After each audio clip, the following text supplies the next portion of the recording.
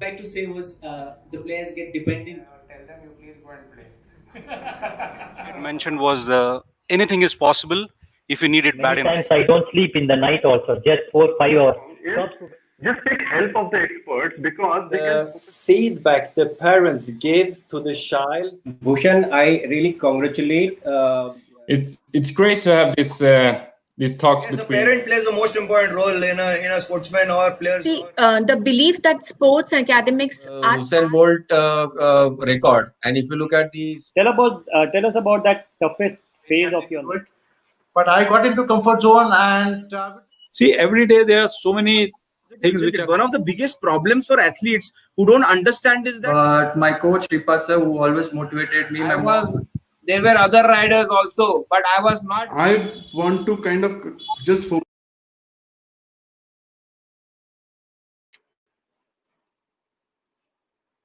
Hello everyone, welcome to Sport Champ Talk Show, a life journey of an athlete. I am Bhushan Thakur, founder and editor-in-chief of Sport Champ, a sports education magazine. Our today's show is on Know Your Champion, and we have a very special guest with us who will be sharing his amazing journey, which will inspire and guide many.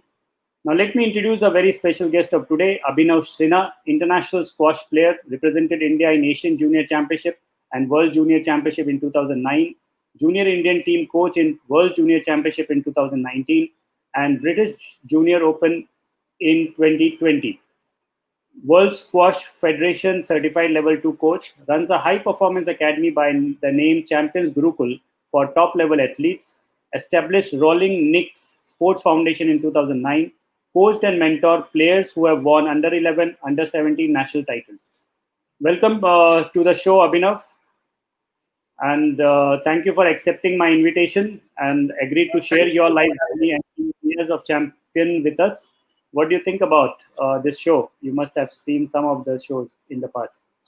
Yeah, definitely. I think this show is doing great, and I see this is based out of Pune, where in fact I spent most of my sporting career. And it's a great show. I feel it's a great initiative. The work you guys are doing in specifically sports education and pushing sports knowledge to schools. I think that's one of the great work. I think that was much required, and I think you are probably one of the only magazine which is focusing on that. So congrats on that, and keep up the good work. That helps a lot in sports ecosystem. Thank you, Abhinav. As our system goes, we start with a small Sport Champ challenge, and I hope you are ready with the answers. Not ready. I'm pretty blank on that for this one. Okay, so my first question to you: any sports name which starts with T? Starts with T. T for table. Yeah. T is Tariq Momin. No, any sports, any individual, any sports name. Sports name of table tennis or taekwondo. Yeah. Okay. Any food name which starts with P? P for parrot. Pizza. I think that's the easiest to get on. Okay. Any song name which starts with P again? P. Song. Pal Pal Dil Ke Paas. Okay. Fantastic. Any international player name which starts with S? S for sugar. S for sugar. Saurabh Ghoshal, our Indian legend, and currently the top. I guess you will name that Saurabh Ghoshal. Last question. Any movie name which starts with T? T for table again. I'll give you a series, maybe The Playbook, which I've been recently watching. Is that good enough, or you want a movie itself? The Playbook is a good. Okay. So let's start with our question. You have very easily crossed the first round. So now we go to the next one, which is I guess. so the main match is way forward. Abhinav, tell us about your childhood. How did you get into squash?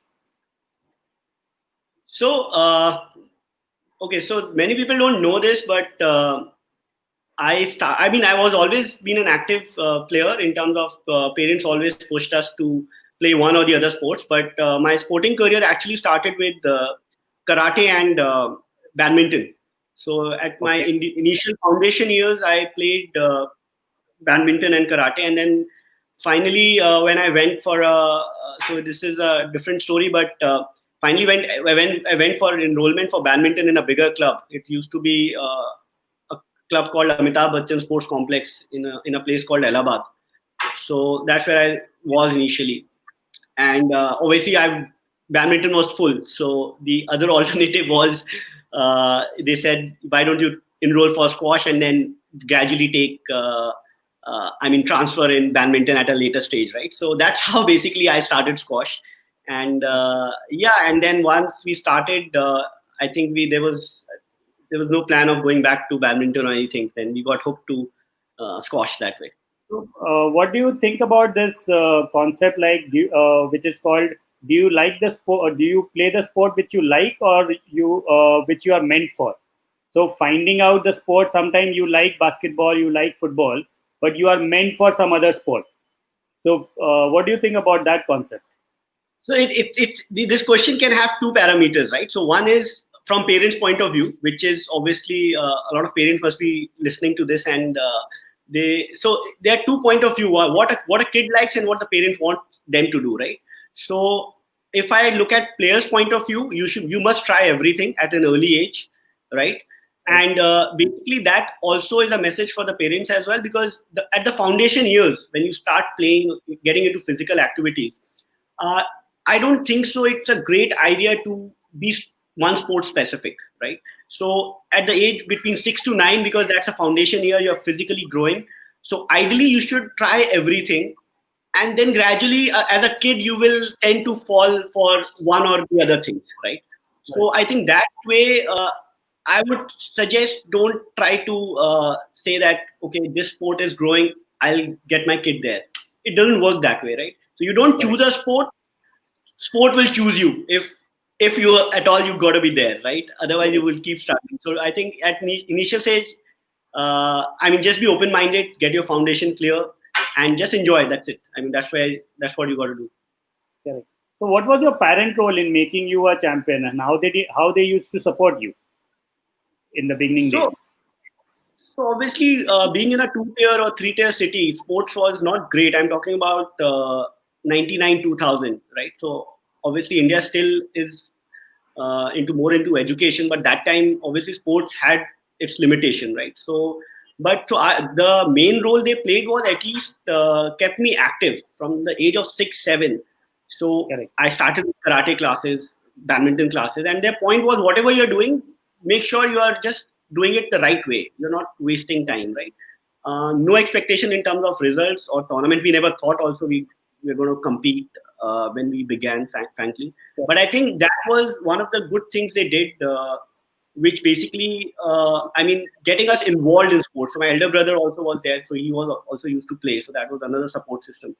But I think we were active at early age, and then obviously by the age of 9.5, 10, I was more towards squash, and then I started traveling and playing tournaments, and then I knew this is something what I'm looking at. So at least they kept us active and enrolled us at the right spot. That is something really important, and obviously for an athlete, it's a family support throughout. So they used to interfere a lot when you used to win or lose, or they used to be just behind and taking care of your requirements. So frankly speaking, let me tell you, when I won I can't really remember exactly, but when I won my district level squash event, that happened at the age of about 10, right? Which city? That was in Allahabad, right? So I started playing there, right? And then I played my international events, national level events. I did well till the under 15. I was top 2, so I was reaching finals and was winning. My parents never watched me playing. They were not. They were not focusing or pushing me. They will always come and support in terms of. So what I mean is, from the age of 10 till 15, when I was traveling, playing the events, I was doing a lot of. I was doing well. Delhi tournaments, Bombay tournaments, local tournaments. They might have just attended few finals, and that too you win, you lose, just be happy, you put in 100%. So there was no pampering in terms of they used to come. I mean, they'll come for training or anything like that, right? So you are on your own. So I hope I answered your question, but obviously the support was there to allow us to travel all the way and alone a lot of times. They have provided everything, but they were involved in terms of coaching part that much. So Abhinav, what do you think? Which is better? Like when a parent get involved too much, or involved as per the requirement, or doesn't get involved? So there are three type of parents you can see. One who don't get involved, one who get involved as per the requirement, and one who get over involved. So what do you think? Which one is better than again? I mean, third one is obviously out, and there's a. I'm telling you that because in my personal experience, I know few of the national champions. Correct. They also don't get involved with their kids, right? So they themselves are national champions. Their kids are playing now at national or international. They know the balance. Obviously, as a sportsman, they understand. But there's a thin line between the first one and the second option you are saying right now, right? How much I should be involved, how much I should not be involved. Obviously, I think if you believe in a system, so for example, you say, okay, now the kid is going to play, say, XYZ sport, right? And then if you believe in the coach and the academy and system, and there's a proper track record which is being generated, I think you should leave. I mean, you don't go to school every day, right? To ask teachers. So it's high time. I mean, if you treat it as a school system, I think it's a better off trade-off than basically getting involved every day. So parents should treat it as a school system. It's sports education. Let's put it that way. So I think that's the way. That's something I can suggest. I mean, trust the system, and if you don't trust it, then find alternative. As simple as that. I just came to know that you are from Allahabad, and I also stayed in Allahabad for almost 5-6 years. Okay. If you know Mayo Hall in Allahabad. So my father was posted in. He was a Sai coach and an international coach of table tennis. So we stayed a good amount of years in Allahabad, and I have a fantastic memories of Allahabad. Yeah, so my sporting career started there, and I mean, obviously, I played. I played for 2-3 years there, and then I was lucky enough to really, when I was traveling, that was a good part, right? When I was traveling around, one of the headmasters of Bishop Cotton School, Mr. Kabir Mustafi, he saw me playing in Delhi sometime, right? And he was a squash passionate player, so that something gave me a boost, along with Brigadier R.K. Manchanda, who's a legendary squash player again. So they actually told me that if you really want to take the next step, because you have already saturated yourself from there, and that's how. And then they got me to Bishop Cotton School, Shimla, as a boarding setup. So that was a life changing in 2003 when I moved to a boarding school. And so basically in Allahabad, I spent about 3 years, and then another 3-4 years in a boarding school over there. Same as me. I also spent some years. Now my next question is, who was your mentor or coach? How did your coach help you achieve your goals? So growing up, as I said, when I moved to basically Shimla, there was obviously I mean, a good amount of training and organized things over there in terms of coaches, your daily schedule. Obviously, they were a typical boarding school wherein they make you strong in terms of sports and everything. So that's where the coaches and other things got evolved. But most of the time growing up, there was very limited coaching. People were helping me out, right? The senior players used to help me out. My brother helped me out at the initial stage at Allahabad because he was senior to me, so he used to help me out. So obviously there was no coaching academy setups back that time, right? So you were just relying on some senior players to mentor you, help you, couple of them, right? So that happened in Mayo Hall. Most of the things was taken care of by my brother, who was playing. Obviously, he also played till national level, and then after that, from school, it just took over. Like, you know, there was a coach, Mr. Vishnu Datta was there in school, and then basically he groomed me. Then Brigadier Manchanda was there, and then I don't want to name a lot because then the list goes on, because whatever I am today, it's a lot of people. And then gradually, when after my boarding school, I moved to Pune So there were a few senior players basically there who were Masters national champion like Mr. Rohit Thawani, Monish Tawant, Hemant Nadkarni. So again, as I said, there was no coaching academy setup, at least when we were playing.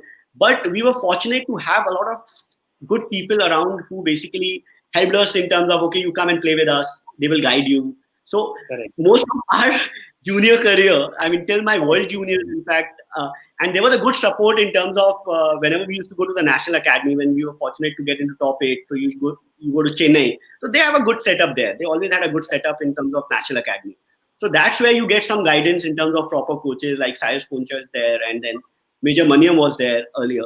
So that was a combination. But growing up in Pune, Bombay, most of the time we got help from our senior mentors basically.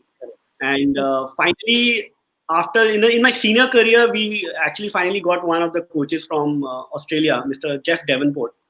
He is, I think, now 6 times world champion, Masters category. And in 2013, we got him for a camp, I remember. And that was, I can say, was a formal way of training. And then basically he's been mentoring me. And that's how he actually told me that after your college, you should pursue PSA, go to international level. So if you really want to say squash mentor, there are a lot of people who've helped me out throughout. But as a coach, I think Jeff Davenport was one of the crucial member who actually pushed me to go to the next level. That's.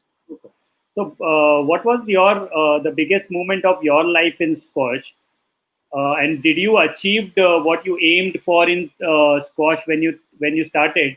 Everyone has got their own aims that they want to target a particular achievement they want to take. So, what was your biggest moment, and did you achieve that? Okay, so biggest is very difficult to define, but like couple of them could be in my junior career. Frankly, when we were playing under 11, under 13, under 15, we just used to go and train hard as hard as you can, maybe 3 times a day, and then just go for the tournaments and go all out. That was the plan. So there was no organized training plan that we are targeting that way. But I was fortunate to be in under 15. I won one of the biggest event, D-Day Open. That was, I think, the second biggest in that time in 2005. So that was obviously a good jump for me. And that year was actually very good for me because 2005, I peaked in most of the tournaments in India. So either I won it or I was in finals in few of the Bombay tournaments and so on. So that is also going back. I was like, to relate that for those 6 months, I basically kind of, I did a lot of extra work. So there was some target behind these. There was no clear target what you're going to achieve because, there was no clarity in terms of what you have online today. You just have to land up to the venue and then you will end up playing with anyone, right? You don't know. So, yeah, I remember in Shimla, before those tournaments, 6 months, I had really put in a lot of work. So like in school, 6:15 was our sports time, right? So I used to go to the ground at 5:30 in Shimla, like winters, and alone running there. I did that for 3 to 6 months, and then go to the sports and do extra. So finally, there's no regret in terms of because whatever I worked hard for, I actually achieved that particular year. So that is something I can say that worked out, and then. I think in a team event for Maharashtra, we did well. We came in top 3, 2008 or 9, somewhere there. And then Asian Juniors and World Juniors is one of the things. And then the big events are mainly playing few PSA tournaments, which was a great thing. I played few of the top players and played really well in Brisbane, Australia, few of the matches.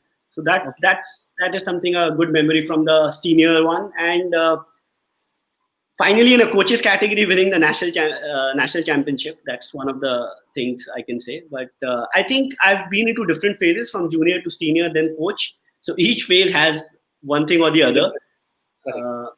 What made you shift your career while being a law graduate, then becoming a sports entrepreneur? So what made you shift take this decision?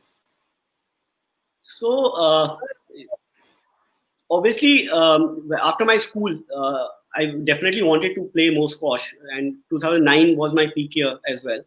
And in 2008, I had an option of joining different universities in different countries, maybe Delhi University, few top universities as well. But then all the decisions were around where squash is. So that time, obviously, Bombay was squash hub, right? So after my Shimla schooling, I had to move. So all the decisions were already around squash. I mean, obviously, as a typical Indian family or any family, frankly, you cannot compromise studies. You have to balance both, right? So the decisions were always equal. I won't say around, but both had equal importance, at least from my parents' side.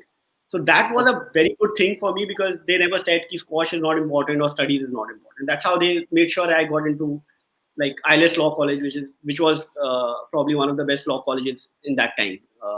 I'm sure it is right now as well.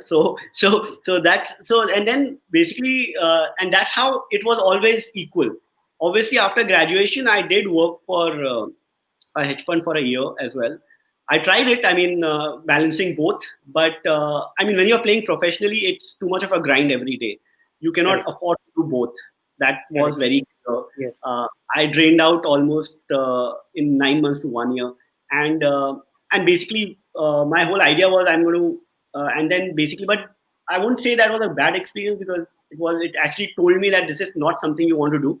that was clear. And then after I think 2014, I started playing the PSA actively. But I mean, whatever I made in that particular 1 year of my law career and job, I actually spent everything in 6 months. That's how expensive squash is, or any professional sport is, right? So obviously, I wanted to spend my own money by then, right? Because mom has helped us a lot throughout, but after a while, you have to do it yourself. So I earned for a year, and then I spent everything. I think 4 to 6 months, and that's and then there was no looking back. After that, I never got into my legal career or. Okay. So what challenges you faced while setting up your academy? So initially, obviously, infrastructure has always been a problem in India, at least for squash.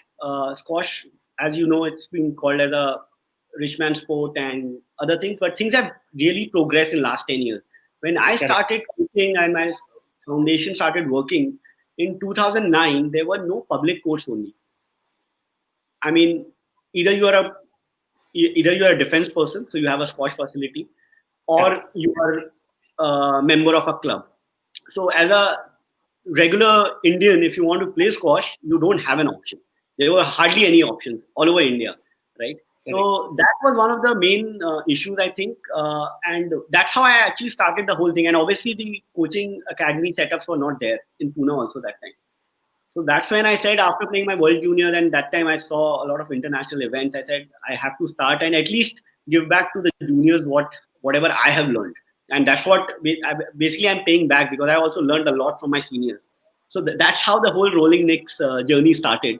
And in 3-4 years, I knew that this is something I want to pick up for long term.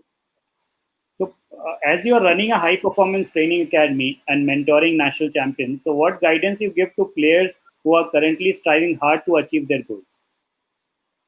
So, first thing is, there's never going to be a shortcut. You got to have long-term goals. So, any player who comes to me and says, I want to achieve state championship, national championship. So, and frankly speaking, it's a lot to do with, again, coming back to our topic, it's a lot to do with player and people around them, like a school teacher, parents, other coaches and everything. So they basically, you need to balance out the expectation what a particular player is. Sometimes there are a lot of talented players, super talented, and they end up nowhere, right? And that's a classic example of, I mean, you have to put in the hard work. Otherwise, it's not going to work, right? So you need to, my whole target for them is put realistic targets and have long-term goals and keep working hard. And if you're progressing step by step, I think that's good enough. And I mean, national championship is way forward. I mean, that's a way long-term program for any athlete. You need to start small. First, at least prove yourself to train yourself morning and evening. Do 10 to 12 sessions a week. The problem today is people want to do 3 to 5 sessions a week and they want to compete in nationals, right?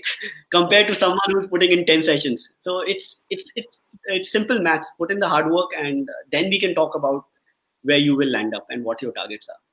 So, Abhinav, what type of coach you think you are? A coach who get the task done from players with lot of strict discipline, or who inspire and motivate the players so they believe they should do it of their own good?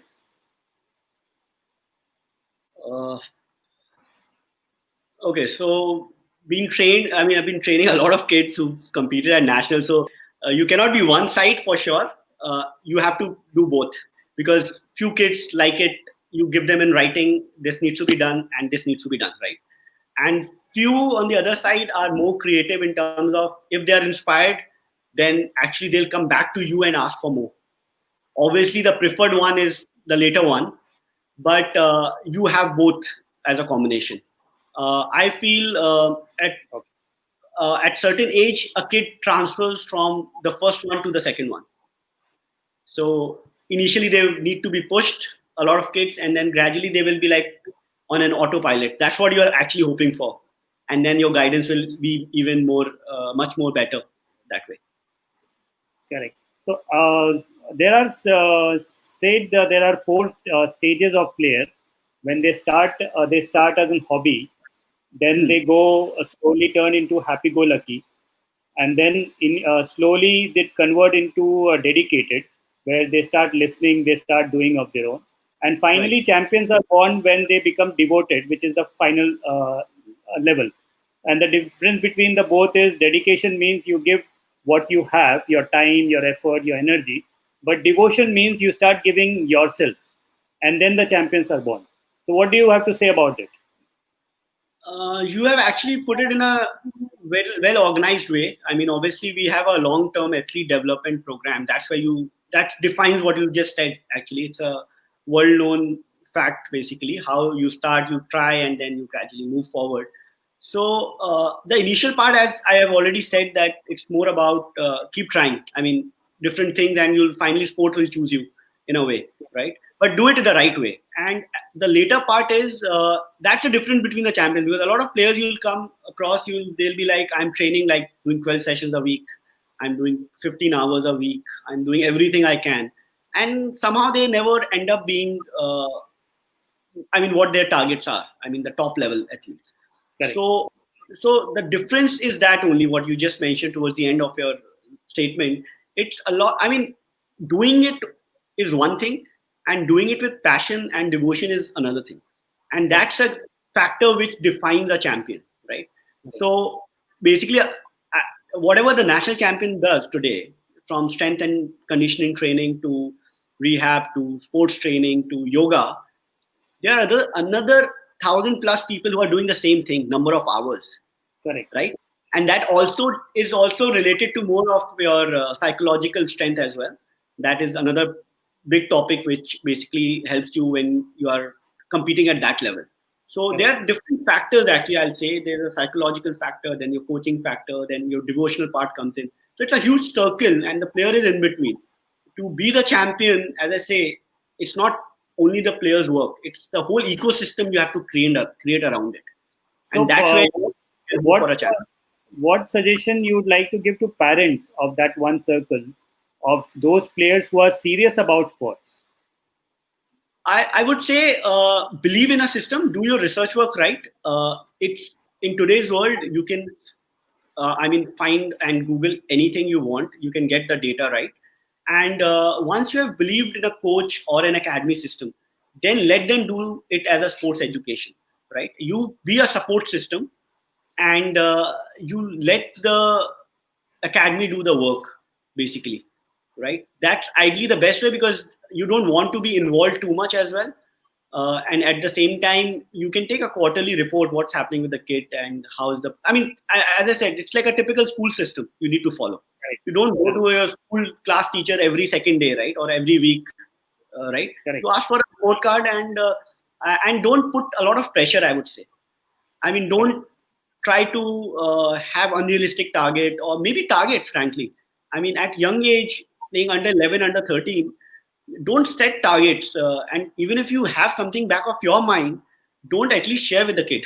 At least you can do that much, because they should go and play freely, right? Because I mean, as a coach also, I may have few targets for each player, but I know when to tell them, when not to tell them, right? Like my under 11 recent champion, we never discussed about winning the tournament, right? We just focused on working hard. You keep working. Same for under 17 as well. We never said we want to do this or particular targets. Obviously, you make targets, but you don't endorse it too much. So it converts into a pressure, and then obviously nothing will work. Correct. So in the same line, what guidance you would like to share with coaches for designing the training program of their players?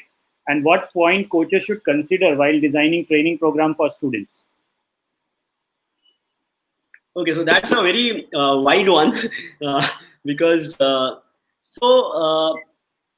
definitely get your LTAD in place in terms of when you see everything starts at school level and young age. If you can kind of identify them and make them strong there, things will be much better for you at a later stage. So school program is something which is not there at a lot of places. Very few places are doing it.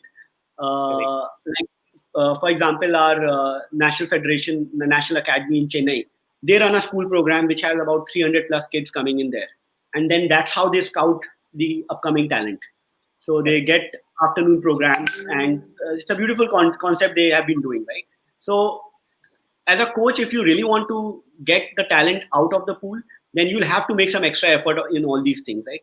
School program is one thing. Once you have identified, you need to be very sure in terms of physical and mental aspect of the kid while growing up. Don't neglect either, right? A lot of time what happens is at the younger age, you start focusing too much on sport and you forget about these two things. Correct. Without which you will never progress. Maybe you'll do a good result in under 9, under 11, under 13, and then you'll fade away, right? So you got to prepare them with a plan saying that, okay, this player is good and I want him or her to be like under 17, under 19, maybe a men's player, right? So you have a 10-year plan. Any head coach will have a 5 to 10-year plan, right? And other coaches can just identify and have a long-term plan, I can say, and try to cover each and every aspect of it, right? So then it makes it easier for the player also to develop overall. Correct. Abhinav, tell us about your foundation, Rolling Nicks Foundation, and why you thought of starting the same. So Rolling Nicks Foundation is a very simple concept. We are trying to give chance to few players from very humble background to come and play squash and educate them through fitness part of it, right? So the idea is a lot of time, obviously everyone doesn't have a privilege of getting a sports facility or proper sports coaching. So there are a lot of foundations which are working in US as well on the similar lines. And basically this is just a chance for any player who wish to be part of squash and fitness, and basically creating an opportunity for them to come and play squash. I mean, breaking that barrier of you need not be only a club member or a defense. So we are trying to get that ecosystem right, basically. So we basically teach squash and fitness at scholarship based and free basis, right? And we are hoping that it grows and more people or clubs also adopt the same thing. And that's how the overall sport will grow only then. That's the whole point, because if you the stats as per the federation, we had about 2,600 players enrolled in the National Federation spin, what they call, right? In 2015 or 16 they took a stat, right? 2,600. Now they have gone up to about 8,000. From 26 they went to 5,500 in 2018, and in 2020 you have 8,000 people. So that's the growth rate you're looking at for squash, right? And this is validated from the federation side, right? And obviously these people are competing. So you multiply that by 5 or 6 people, 5 to 6 times, right? To overall squash what you have. Compared to when you were playing, they were I can't even give you a number, maybe 10% or 20%, or I'm not sure on that, right? But that's the growth rate. Squash is already growing, and all these programs which Rolling Nicks Sports Foundation is doing now, HCL has also come in, which is supporting squash in a big way, which has helped us to basically get this graph up in terms of number of players, number of events have gone up. The Squash Racket Federation of India in fact, had about, I think, 40 plus events last year. Unfortunately, this year everything is off. But because of all these events, these numbers are already growing at a very good pace. So, I mean, this is a lot of work. A lot of people will have to do it. We cannot rely on somebody else will come and do it, right? So, as a player, obviously, I felt a need that this is the need, and this is the way to give back to the sport. I mean, that's what Rolling Lake Sports Foundation is all about. And all our volunteers also, I asked my players to come back and do work over here. I mean, that's the way the whole ecosystem will grow. Let me tell you, Abhinav, this is amazing work which you are doing. Like supporting the underprivileged is one of the great things which you can do it or develop them through sports. So that's a fantastic work your foundation is doing. One last question to you is, what is one biggest learning you had in the journey of sports, which you would like to share with all of us? So I'll say staying focused and discipline wise. So I mean, no matter what you do, like whatever you are doing, at least sports teaches you to stay focused. Let it be studies or you're playing a match, how to organize yourself, right? In difficult times, maybe sometimes you're not winning, you're not doing well in the circuit. There are a lot of times when, as a PSA player or national level player, you are playing the finals, maybe you're not prepared. Like if you're injured before the tournament, it basically keeps you fighting for it. And at the same time, the focus is something which is really, really big, because when you're competing at that level, and the level of focus and intensity which is required is something different, right? So that's a great learning for all the players who are there, right? So that's how, if you see now, there are a lot of players in India who are competing at international level also now. We have about, I'm talking about seniors, from junior when you convert to senior, right? We had about 57 players who are enrolled in Professional Squash Association at international level. Wow. That's the second highest in any sports across all racket sports. Badminton has the highest, top 100 players who are competing, and squash is the second. And then you have, I think, table tennis and tennis coming in. So this shows that the seriousness is there and the focus is something which everyone is learning, and opportunities are there, definitely. It's growing in a big way. But what I can say is hard work and focus is something, and end of the day, you enjoy it. I mean, that's something what I can say. That's the best or the most important part. If you can't enjoy what you're doing, then I think you will not be able to achieve. And even if you are able to achieve it, you will not even cherish that. Definitely, yeah. I mean, you got to enjoy the journey more than your destination, right? So wherever you reach, that's a different story. But at least enjoy the journey. Something. Now, Abhinav, we will start our 60-second rapid fire round. You will have 5 seconds to answer. I hope that's not very difficult. No, that will be interesting. Instead of difficult, it will be interesting. Okay, perfect. So my first question is, a player you admire the most? A player, it could be any player internationally. Anyone. Amir Shabana, Egyptian player, great legendary player. What do you observe first thing in a player during training when you meet for the first time? Discipline and just his overall everything apart from sport. Correct. Are you a morning or a night person?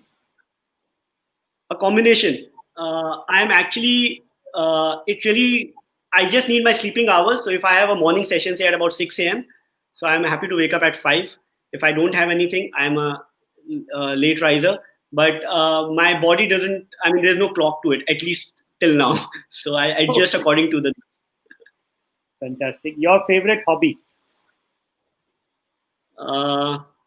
Obviously, playing squash is one, but I like to travel a lot. Yeah, I'll put travel as one of the hobbies. One thing that annoys you the most? One thing that annoys me the most. Any conversation without any backing, in terms of without any data. So that's something is irritating. Correct. Strangest. What is the strangest thing you have ever eaten? Strangest. Octopus, I guess. That's what I can remember. That's it.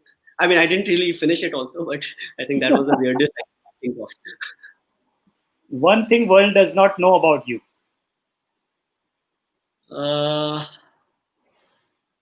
Okay. So, this will be interesting for sports related.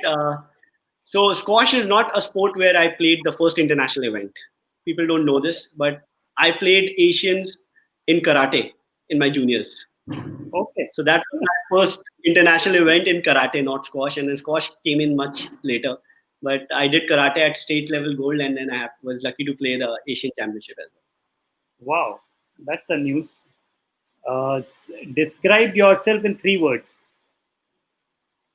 3 words: focused, hardworking, and creative, open to the ideas. Still learning. Best quote you believe the most. Best quote.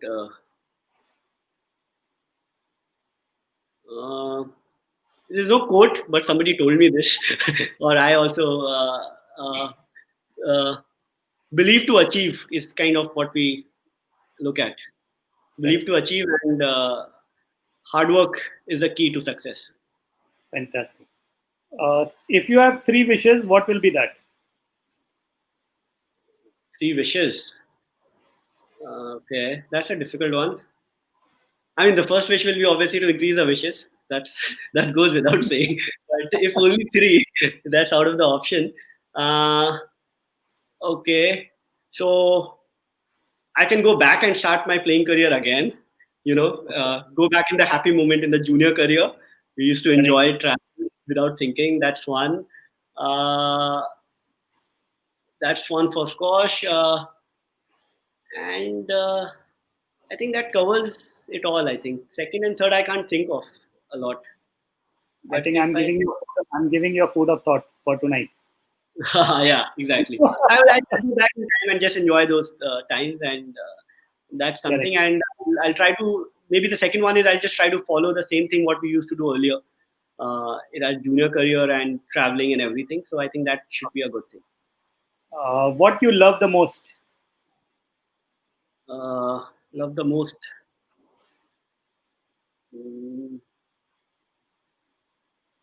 My food, maybe. Okay, you are a foodie person. Yeah, I like to eat, and then obviously eat with friends. So I have gatherings of old friends, and obviously that's that's gone for this year. But I like the company. Like if good friends and family are around, that's something. It's great if we are privileged to have that. So 2 things you would like to delete from your life. 2 things I want to delete. Actually, nothing. Everything went off well, so I won't delete anything as such. I think everything, good or bad, was a great experience, and then actually it helped me in going forward. So, not really. So, last question: what is your life dream? Life dream to take my sports foundation, and basically I'm completely into sports setups now for last 5 to 7 years. So my aim is to basically grow this to the next level, the way any other sports have grown, and try to help the athletes as much as I can. So as of now, I mean, my life dream is basically to grow this sport and take it to the next level in India, at least to begin with. So, Abhinav, before we log off, what you like to address to all, which will help them to be a champion or fighter in life? Okay, so parents, players, whoever is listening, I have already said this, but if there are 2 ways I'll break this up. One is basically at a younger age when you're trying to get into a sport. As I said, enjoy the sport more and try to do the right thing, believe in the system, and put in the hard work. That's what the best you can do, right?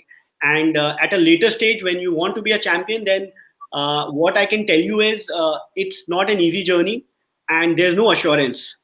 So it's not a maths wherein the result is going to be always in your favor, even if you put in the hard work. So if you are willing to put in the hard work and do it again and again, then I think you should take this road.